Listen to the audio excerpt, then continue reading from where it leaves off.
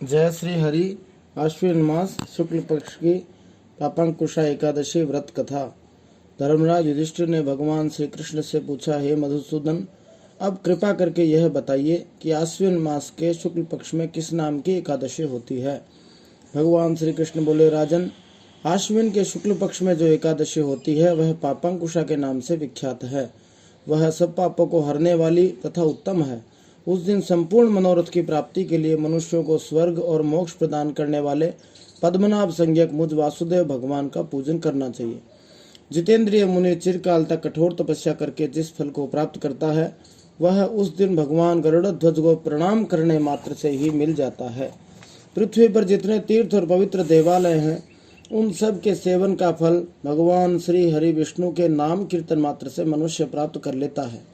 जो सारंग धनुष धारण करने वाले सर्वव्यापक भगवान जनार्दन की शरण में जाते हैं उन्हें कभी यमलोक की यातना नहीं भोगनी पड़ती।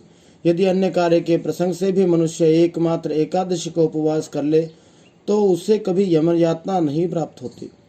जो पुरुष विष्णु भक्त होकर भगवान शिव की निंदा करता है वह भगवान विष्णु के लोक में स्थान नहीं पाता, उसे निश्चय ही नरक में गिरना पड़ता है। इसी प्रकार यदि कोई शैव या पाशुपत होकर भगवान श्री हरि विष्णु की निंदा करता है तो वह घोर रौरव नरक में डालकर तब तक पकाया जाता है जब तक कि 14 इंद्रों की आयु पूरी नहीं हो जाती।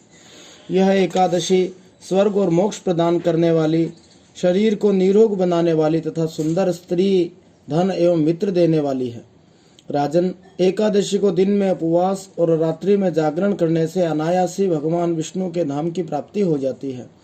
हे राजेंद्र, वह पुरुष मातृपक्ष की 10, पिता के पक्ष की 10 तथा स्त्री के पक्ष की भी 10 पीढ़ियों का उद्धार कर देता है।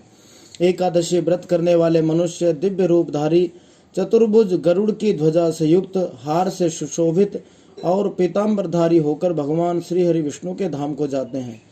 आश्विन मास के शुक्ल पक्ष में पापांकुशा का व्रत करने मात्र से ही मानव सब पापों से मुक्त हो श्री हरि के लोक में जाता है।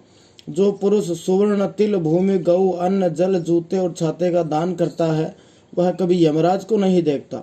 नृपश्रेष्ठ दरिद्र पुरुष को भी चाहिए कि वह यथाशक्ति स्नान, दान आदि क्रिया करके अपने प्रत्येक दिन को सफल बनावे।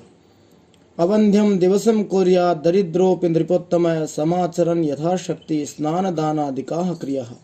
जो होम, स्नान, जप, ध्यान और यज्ञ आदि पुण्य कर्म करने वाले हैं उन्हें भयंकर यम यातना नहीं देखनी पड़ती। लोक में जो मानव दीर्घायु, धनाढ्य, कुलीन और निरोग देखे जाते हैं वे पहले के पुण्यात्मा हैं। पुण्यकर्ता पुरुष ऐसे ही देखे जाते हैं। इस विषय में अधिक कहने से क्या लाभ। मनुष्य पाप से दुर्गति में पड़ते हैं और धर्म से स्वर्ग में जाते हैं। हे राजन, तुमने मुझसे जो कुछ पूछा था उसके अनुसार पापांकुशा का महात्म्य मैंने वर्णन कर दिया। जय श्री हरि। आज की एकादशी को भरत मिलाप एकादशी भी कहते हैं।